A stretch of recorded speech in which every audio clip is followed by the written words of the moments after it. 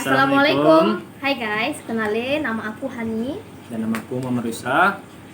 Hari ini kita mau membuat podcast edukasi yang membahas seputar biokimia. Pas banget nih kita kedatangan teman-teman dari Fakultas Pertanian UI Medan. Sekarang kita mau kenalin nih teman-teman kita yang udah hadir di sini. Perkenalkan, nama aku Rizka Fitri. Perkenalkan, nama aku Siti Suwaini. Perkenalkan, nama aku Ramadhani Rangkuti. Gimana guys, kabar kalian hari ini? Alhamdulillah baik. Baik. Sehat lah bang. Jadi tadi sebelum datang ke sini pasti ada sedikit halangan, mungkin hujan atau segala macam. Mungkin rumah teman-teman tadi ada kebagian hujan? Kalau tempat kami sih nggak ada. nggak ada. Nggak ada ya. Kalau dari abang sana mungkin tadi rumahnya Mungkin. sangat jauh guys. Mungkin kalau dari saya bang, di rumah saya nggak hujan bang. Ya, cuma di hati mungkin ya bang. Abang ini sangat lah. Dia tamu VIP loh, tamu VIP dia. A few moments later. Jadi guys, di sini kan kami mengundang teman-teman sekalian, abang dan kakak sekalian untuk memberikan edukasi kepada teman-teman yang menonton tentang pembelajaran di bidang pertanian kami ini tentang biokimia, dan kami harap kepada teman-teman yang menonton nantinya mungkin bisa menjadi pembelajaran atau bisa juga diterapkan dalam kehidupannya. Nah, kalau boleh tahu nih, abang dan kakak ini semester berapa? Kami semester 3, Semester 3 ya? Di jurusan THP. THP kalau boleh tahu apa kan? Kan mungkin ada beberapa penonton kita yang belum tahu THP itu, persingkatan dari THP itu apa kan? Biasanya sih orang kalau menilai THP itu teknologi hasil pangan sih. Oh. Kalau kami lebih tepatnya di teknologi hasil pertanian ya, bukan di pangan. Berarti mengelola hasil pertanian itu ya kan? Iya. Pada umumnya orang mengetahui kalau pertanian itu pasti ada pembelajaran tentang biokimia. Menurut kakak-kakak dan abang-abang, selama pembelajaran di pertanian itu khususnya di jurusan THP, teknologi hasil pertanian, tentang apa yang dimaksud dengan metabolisme karbohidrat di dalam biokimia. Kalau menurut aku sih metabolisme karbohidrat itu suatu proses pencernaan yang memecahkan karbohidrat untuk menghasilkan suatu energi atau tenaga. Berarti di dalam metabolisme karbohidrat itu bisa menghasilkan Tenaga. tenaga. Iya, berarti. Iya nih. energi kalian. Iya. Jadi karbohidrat itu penting ya untuk dalam tubuh kita karena itu energi. Jadi kalau nggak ada karbohidrat dalam tubuh kita itu kayak lemas gitu, kayak nggak berdaya kayak gitu kan. Jadi karbohidrat itu dapat di mana aja gitu, ada dari makanan, dari minuman juga bisa kayak gitu. Tapi orang kekurangan cairan juga bisa dehidrasi sama kayak orang yang kekurangan karbohidrat. Kalian jangan sampai kekurangan karbohidrat ya guys. Abang mau nanya bang, ini kelebihan juga abang mau nanya. Mungkin kakak ini kelebihan karbohidrat juga ya. Jadi sehat Nah, Bang. jadi lebih sehat ya. Kalau di dalam biokimia itu ada pembahasan tentang bakteri. Itu maksudnya gimana sih?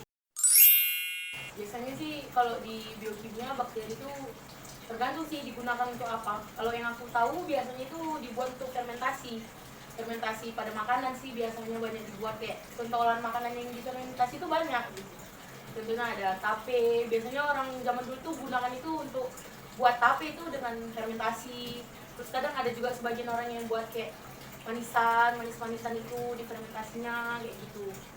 Terus itu kalau bakteri yang biasanya yang baik itu nggak, kita udah pada tahu semua lah ya kan, pada Yakult, yogurt itu menggunakan fermentasi kayak gitu, menggunakan bakteri, jadi itu bakteri baik itu dalam tubuh.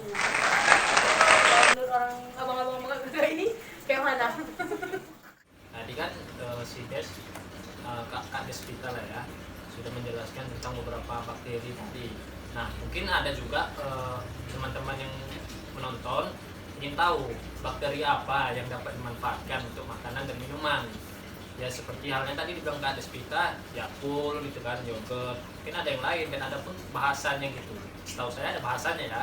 Nah, untuk Abang Dani nih, mungkin bisa sedikit dijelaskan bagaimana bakteri yang baik digunakan untuk makanan dan minuman? Kalau menurut saya bang ya, bakteri itu terdiri dari banyak sih bang. Apa aja? Salah satunya itu ada di yogurt, macam di yogurt ya kan. Namanya itu Lactobacillus bulgaris. Nama latin dari itulah. Bahasa Yunani lah ya. Dia itu terdapat pada yogurt biasanya bang. Membuat makanan ini terkenal bernutrisi super. Jadi dia tuh terkenal aji. Oke, guys. Oke nih, seperti yang dibilang sama Kak Lani, aku ada nih, apa sih gula fermentasi itu? Fermentasi itu kalau dibilang enggak ya, untuk mengawetkan makanan. Lebih tepatnya untuk pengawetan makanan. Oh gitu. Kalau menurut yang lain gimana? Kalau menurut aku sih sama, karena fermentasi itu mengubah karbohidrat menjadi asam organik yang bersifat mengawetkan makanan atau minuman. Seperti yang kita tahu nih, selain fermentasi, bahan apa sih yang bisa digunakan sebagai bahan pengawet? Yang aku tahu biasanya orang zaman dulu kan itu menggunakan fermentasi itu memang udah zaman dulu itu udah ada kan, yang udah ada itu fermentasi. Tapi kalau sekarang udah makin canggih, teknologi semakin berkembang, biasanya orang menggunakan pengawet itu dengan asam laktat. Itu kayak misalnya bisa dikatakan berbahaya, tapi tidak berbahaya dalam jangka sekarang, tapi dalam jangka panjang itu kayak berbahaya. Oh, maksudnya dia nggak ini ya? Iya, Efeknya nggak langsung. nggak sekarang gitu, tapi dalam jangka panjang itu berbahaya untuk kesehatan kita gitu. Masa tua. Sekarang nih kan bang, banyak kali orang udah pakai formalin ya. Iya tuh. Ini Untuk teman-teman jangan sampai ya. PTP itu bang, nggak boleh ya Ingat guys. ya, ingat. Itu cara instan tapi kayak berbahaya untuk jangka panjang. Kenapa sampai sekarang fermentasi itu masih digunakan? Karena itu kayak secara alami gitu kan, dan nggak ada efek sampingnya. Mungkin ada tapi tidak separah bahan kimia kan. Jadi kayak bagus kok orang zaman dulu tuh kayak fermentasi walaupun jangkanya lama harus menunggu kan.